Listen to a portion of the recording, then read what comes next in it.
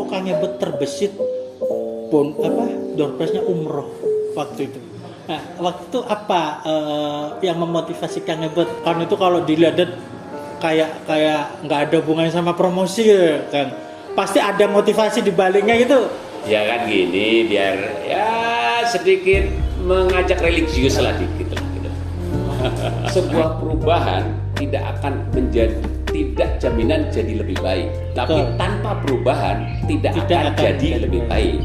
Jadi yang namanya fair play, penjualan yang bagus, kita memang seperti kentut lah ya. Jadi nggak ada wujudnya tapi kecium baunya gitu.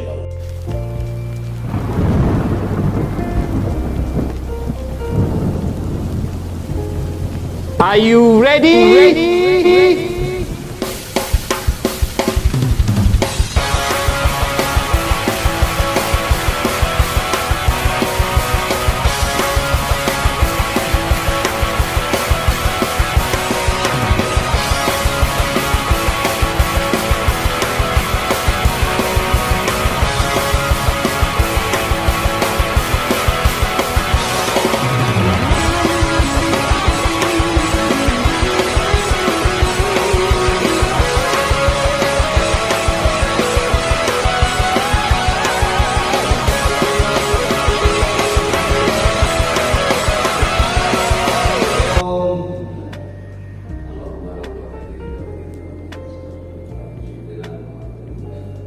Dengan sepak terjang begitu masih belum cinta burung itu waktu itu, Pak Haji. Begitu banyaknya dalamnya terlibat dalam lingkungan burung. Belum. Masih belum juga. Karena masalahnya apa? Saya dulu kan tempat kerja penuh, terus saya rumah ngontrak kecil, nggak mungkin kan. Mobil pribadi juga nggak punya kan. Dan karena dagang tuh banyak mobilitas apa nggak? Saya kan mobil pribadi baru-baru kemarin, karena saya fokus di dagangnya. Jadi saya tidak terlalu mendahulukan rumah, tidak terlalu mendahulukan mobil. Yang penting usaha jalannya, punya mobil baru 5 tahun terakhir atau punya mobil, punya rumah. Apanya mah?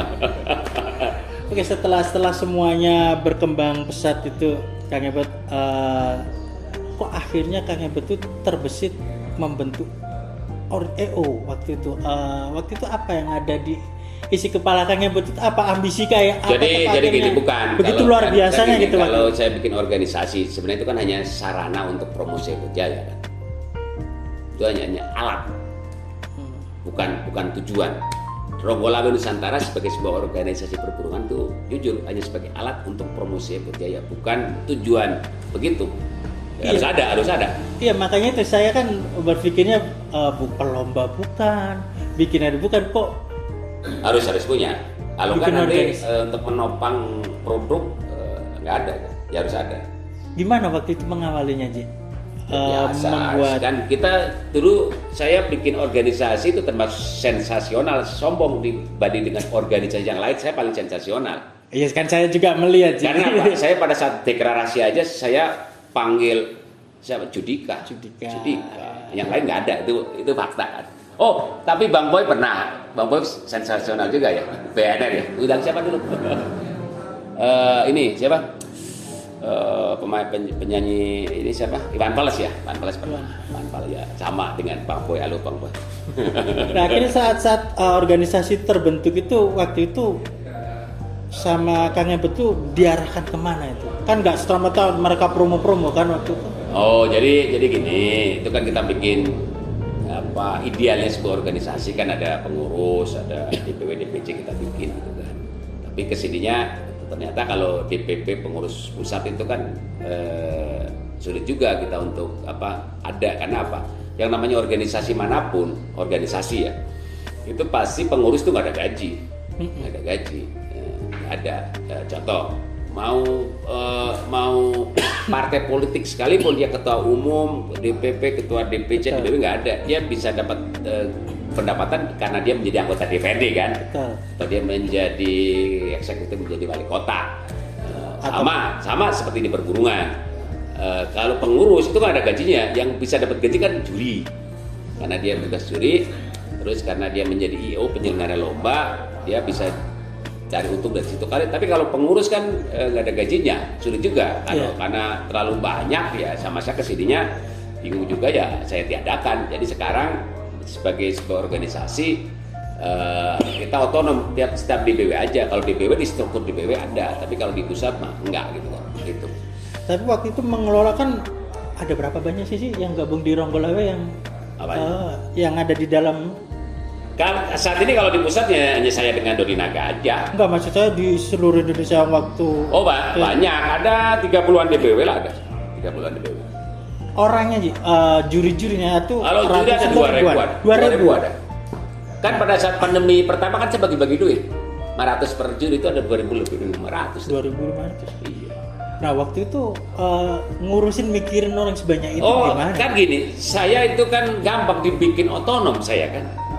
Jadi juri berarti itu nyari head-headnya aja dia. Jadi gini, juri itu miliknya DPW. DPW berhak mengeluarkan, mengangkat juri. Ya terserah DPW. Jadi saya nggak ngurusin juri. Mau DPDKI terserah pewok. Terus waktu itu banyak bersedia profit buat mereka yang Kang Ebot tawarkan apa ya? Oh jadi gini, karena kita sebuah produsen kan secara berkala kan kalau ada event-event kan saya sponsori. Latber apa. Itu kan lumayan juga bagi mereka gitu kan. Kenapa Ronggolawe itu tetap solid? Karena saya secara berkala ada sponsor dan saya memang diperlukan juga. Promo itu wajib. Karena memang tujuannya bentuk organisasi berpromosi. Alat promosi. Jadi ya saling menguntungkan. Mereka mempromosikan, saya kasih anggarannya ada gitu.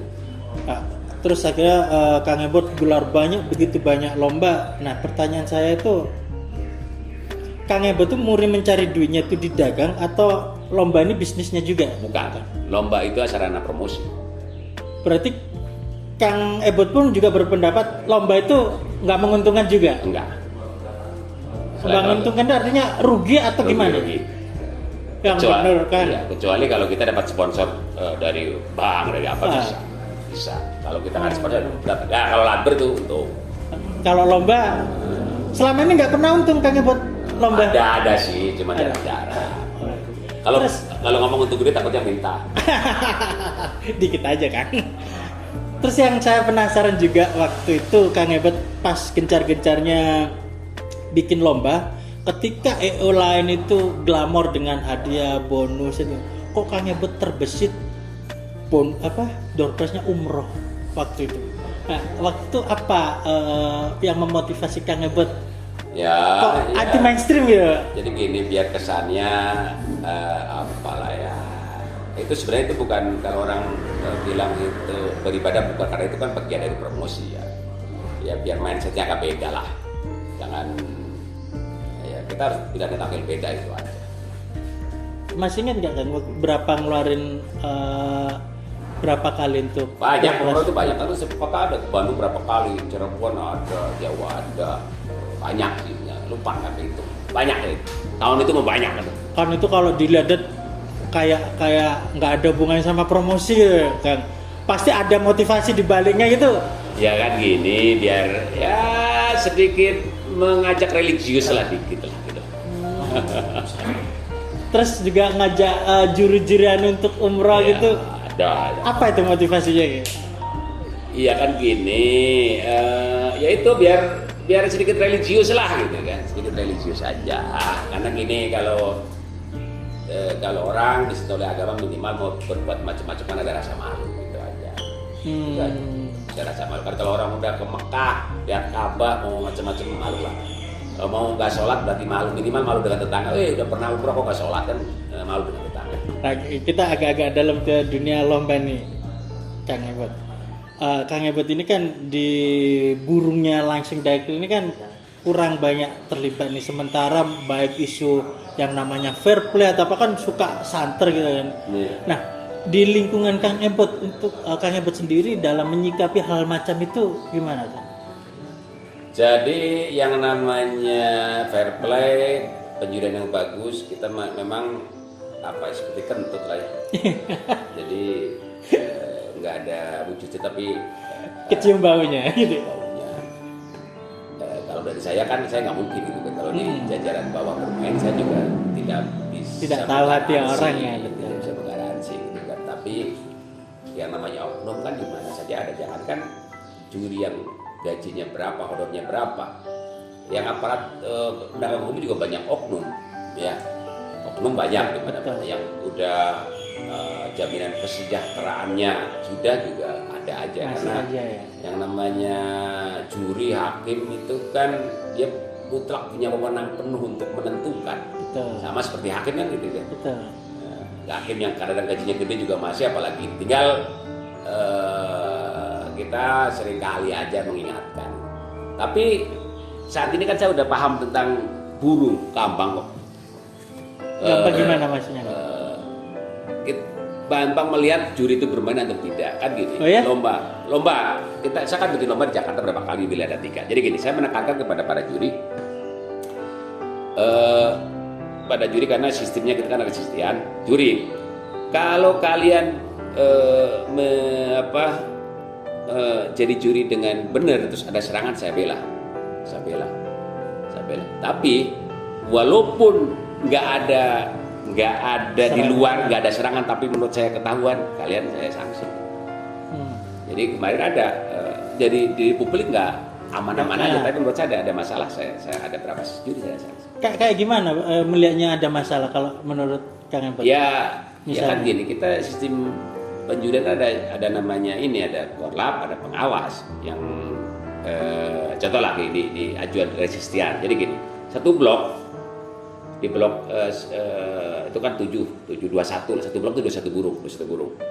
Ajuan korlap yang menurut korlap A di blok itu katakanlah nomor 15 itu A, yang nomor 10 B, ya. Ajuan korlap di blok itu. Jadi yang ajuan A itu, yang ajuan B nggak boleh dikoncerin A, nggak boleh.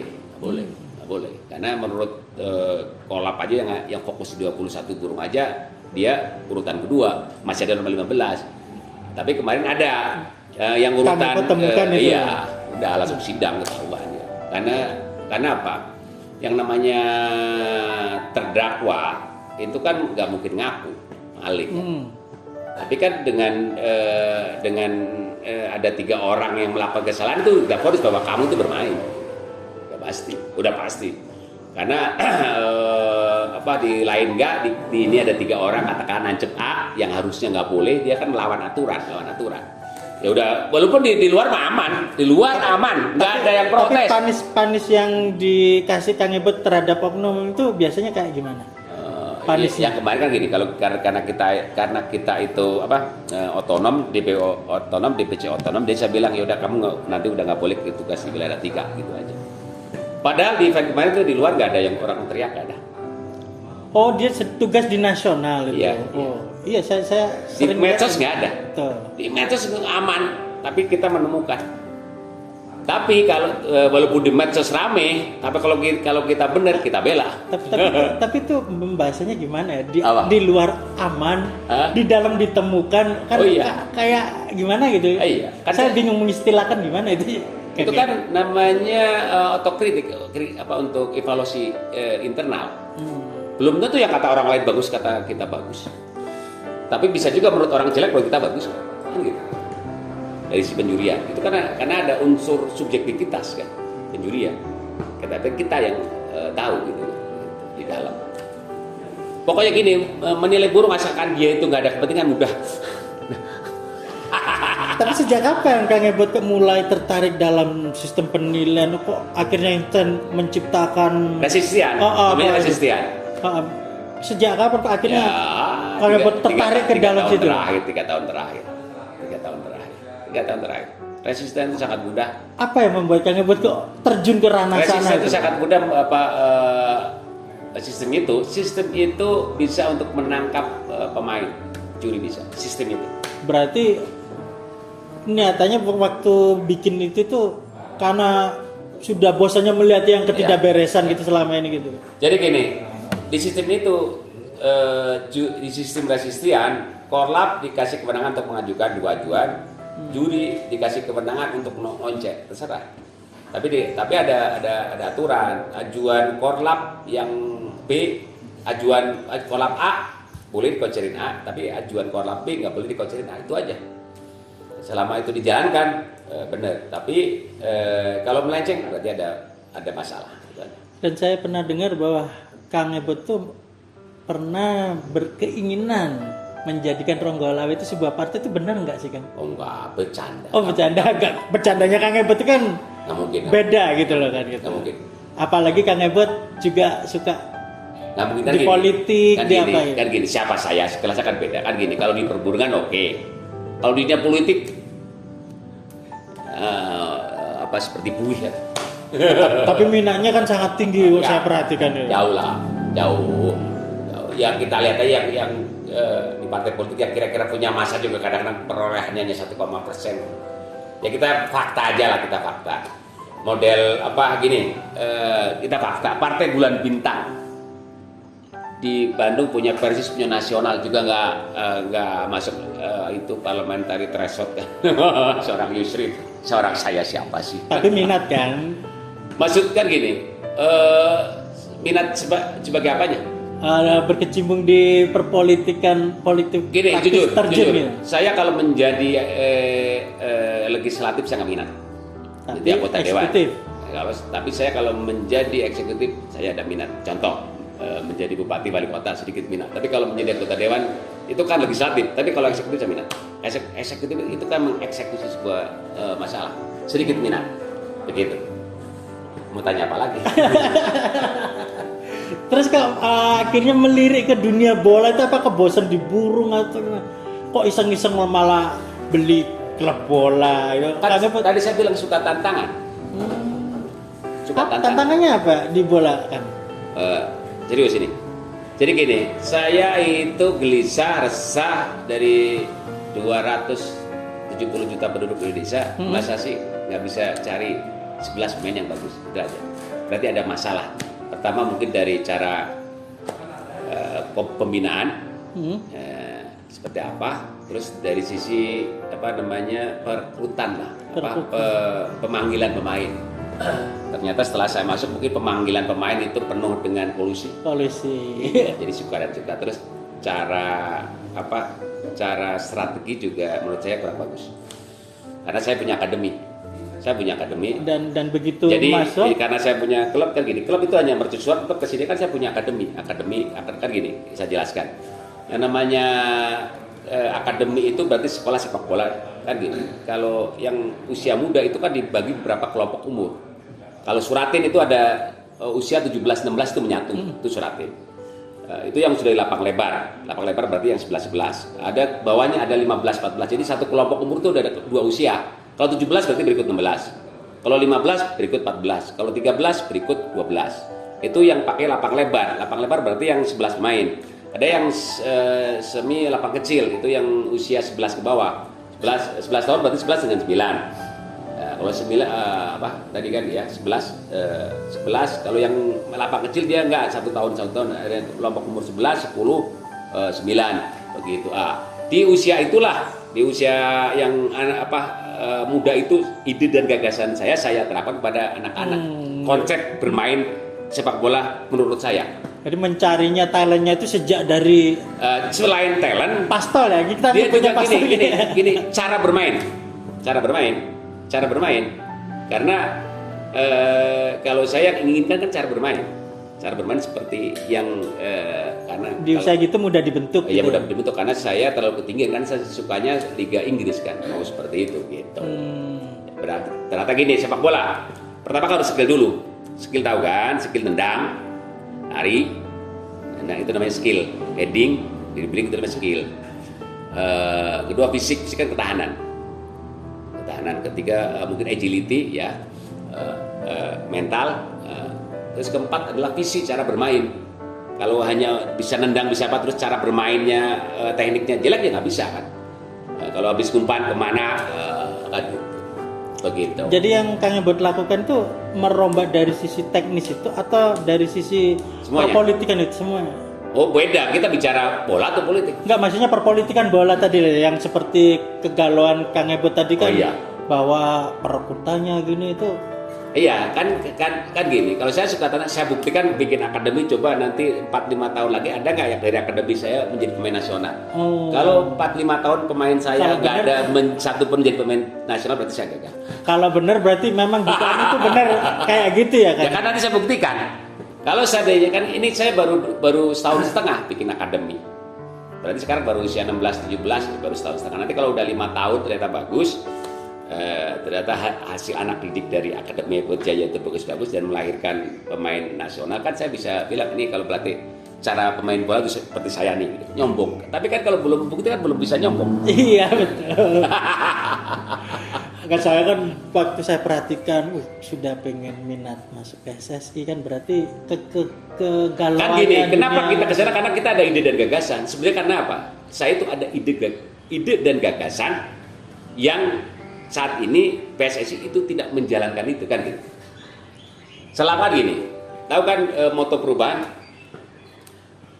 Sebuah perubahan tidak akan tidak jaminan jadi lebih baik. Tapi tanpa perubahan tidak akan jadi lebih baik. Ya, kan gini. Konsep PSSI kan gini. Kita fakta. Timnas kita belum pernah ikut main di Piala Dunia kan belum pernah. Selama caranya seperti itu ya nggak bisa. Harus ada terobosan cara pengelolaan yang radikal atau apalah ya, yang kontroversial. Berarti klub ini langkah pertama Kang Ebot nih untuk menusuk ke sana. Iya. Tapi kan orang mendengar suara siapapun kalau dia sudah berprestasi, ada prestasi, ada bukti baru orang dengar. Kalau belum ada bukti memang siapa lu? Kan gitu. Harus membuktikan dulu. Tapi kalau nanti udah kita buktikan orang baru dengar, oh iya kan gitu. Tapi harus buktikan dulu. Begitu. Nah, Pak Yud, di tengah raminya balik ke persaingan Pak. Nah, langkah-langkah Kang Ebot kayak gimana dengan banyak muncul baru dengan inovasi-inovasinya, terus dengan glamoritas tiket-tiketnya. Kang Ebot aku nggak masalah. Kan, ya biasa-biasa itu. Kan gini, yang namanya lomba atau IO itu kan bukan tujuan hanya sebagai sarana. Percuma lombanya sukses kalau produknya nggak laku. Lombanya nggak sukses nggak masalah, yang penting produknya laku kan. Beda agama kayak. Beda agama, beda mazhab. Tapi kalau pandangan Kang Ebot dengan fenomena dunia perlombaan di zaman sekarang ini pendapatnya gimana? Ya dengan jadi ya ada bagusnya sih seperti Masterpiece atau siapa yang Semarang itu Malang AMM atau SMM itu bagus. Jadi gini, terus beli yang 1 miliar siapa yang dari Batubara itu bagus karena prestis burung itu kan bakal naik dan itu akan menciptakan impian-impian baru. Jadi orang-orang kan bermimpi saya mau merawat burung biar nanti laku 1 miliar, itu bagus. Dan kalau masalah tiket kan gini, orang tiket mahal, tiket sedang, tiket murah itu kan masing-masing ada segmennya. Tinggal kita mau main segmen mana aja gitu kan. Itu aja. Bagus. Cuman kan tadi Kang Ebot bilang kan suka tantangan, tapi kan kalau ada gitu nggak mungkin saya nggak ikut bertempur. Kalau saya bikin ini tanggal berapa? 22 Mei di Jakarta. Saya kan bikin lomba 3,5 juta dia mobil 20 gantangan keluar mobilnya. Kalau orang mohon maaf orang lain kan udah 10, saya enggak 20 gantangan mobilnya cair. Yang Ebot Fit Champion kirain udah biarin aja, gak pengen ikut tempur dalam persaingan kemasan ikut di situ saya ikut kan biar sakarnya laku, kalau begitu sakarnya nggak laku. Ketat banget sekarang persaingannya dia. Ketat ya, asik aja kalau saya suka. Kompetisi menghasilkan yang terbaik, saya suka. Ini kan anggap aja main game. Terus strateginya Kang Ebot apa memang dengan persaingan yang ketat ya? Nah, kan gini, sebenarnya kan gini, yang ketat itu hanya disangkar sebenarnya. Kalau di pakan vitamin itu nggak terlalu, itu hanya disangkar. Dan core-nya Kang Ebot bukan disangkar ya? Ya sangkar ada, cuman presentasenya kan berapa persen kan gitu. Begitu. Terus kedepannya Ronggolawe akan dikemanakan? Seperti ini. Ronggolawe itu DPW otonom, juri punya milik DPW bukan milik pusat, terserah mau dikelola jelek DPW-nya bagus DPW-nya. Yang penting karena Ronggolawe Nusantara sebagai alat promosi sponsor secara berkelada. Tapi masalah bagus dan enggak itu tergantung di ketua DPW sebenarnya. Nah ini agak personal Kang Ebot. Jadi selama sepak terjang Kang Ebot di burung gitu, selama ini keluarga responnya gimana kan? karena kan Oh, begitu anak sih. istri. Ya, misalnya. Kalau istri mendukung karena apa? Tahu bahwa dengan konsep ini ada hasilnya kan. Mendukung dengan kesibukan luar biasa Ya gitu. kan kesibukan sekarang malam kan pulang. Kalau sekarang kan dulu kan Dulu. ada kan Ya, padahal bikin APBN lumayan. APBN. nah itu ada komplain nggak kira-kira Oh, enggak. dari enggak ya dukung Kan itu kita kasih pengertian. Kasih pengertian aja, oke. iya karena aman gitu kan kan bisa kan Met. Tapi menikah sudah itu ya Saya menikah masa-masa tahun 2003. sudah itu ya Saya menikah tahun 2003. bisnis sudah jalan ya. Ya mulai tumbuh. Tahun 2003 saya itu mobil juga baru mobil box gitu. Belum kan tadi 2003 saya punya merek aja tahun 2004 2005. 2003 saya itu belum terlalu besar. Oh berarti belum mapan banget itu Saya juga usahanya ya? saat itu rumah mengontrak masih belum beli. Itu menikahnya itu kan Iya, saat menikah, belum settle lagi. Belum. Dan waktu itu istri dukung banget ya untuk dalam merintis ini. Ya dukung kita tahun 2003 nikah rumah dikontrakan yang kecil pakai motor mana-mana pertama. Berarti Iya. kirain itu hanya dilalui masa bujang aja. Enggak, pada saat saya nikah anak pertama lahir saya tongkrongin terus periksa apa dari kandungan terus imunisasi semua pakai motor ya katanya. Pakai motor. Saya beli mobil tahun berapa? 2012 2011 baru beli Avanza untuk sendiri gitu. Sama itu Kang Ebot, yang terbesit di Kang Ebot dengan branding nama-nama kok misalnya teringat Perembun, Jati terus Jajar. Najelia apa itu?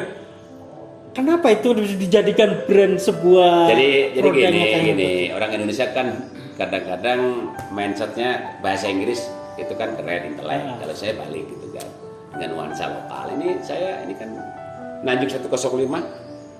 Ini sini Jalan ya? Nanjung Ah. nomor 105. 105. Ini kan merek pakan. Kalau Perembun di kampung, Kalau Jati Jajar ada goa kan? Jati Jajar itu apa? Goa. Ada goa di Gombong ada goa Jati Jajar. Goa. Oh maksudnya kedekatan emosional dengan Kang Ya, Ebot apa? ya itu kan di daerah Kebumen. Kelahiran juga. Iya, daerah Kebumen begitu. Jadi pakai nama-nama yang menurut orang lain aneh jadi ini. Oke, dan itu yang membuat saya salut ya apa? Jadi kadang-kadang mainstreamnya orang di situ. pakai kan ke Inggris-Inggrisan saya lokal. Harus pede. Sobat gimana luar biasa ya sejarahnya perjalanan dari Kang Ebot ini benar-benar sangat menginspiratif dan jujur banyak yang jauh dari pemikiran saya selama ini. Saya kira itu Kang Ebot itu lahir sudah tulang kaya itu lahir dari kaya, ternyata banting tulangnya juga luar biasa. Ini sangat butuh proses betul. Kang Ebot mungkin ada yang mau disampaikan ke Kicamana, mungkin ada pesan atau gimana? Oh, ya pesan saya belilah produk-produk Ebot Jaya. Masih itu luar biasa prinsipnya seorang pengusaha itu apapun peluangnya dijadikan harus dimanfaatkan, betul ya Kang ya? Betul. Dan nanti saya akan keliling-keliling, kebetulan ada di kantornya Ebot Jaya. Saya penasaran, ini saya pertama kali nih kesini, jadi ya memang saya harus mempromokan juga ini produknya Ebot Jaya ini karena kesempatannya jarang-jarang kesini. Oke Sobat Kicamania, sampai jumpa di video berikutnya. Semoga dalam keadaan sehat selalu dan tetap jaga kesehatan. Assalamualaikum warahmatullahi wabarakatuh.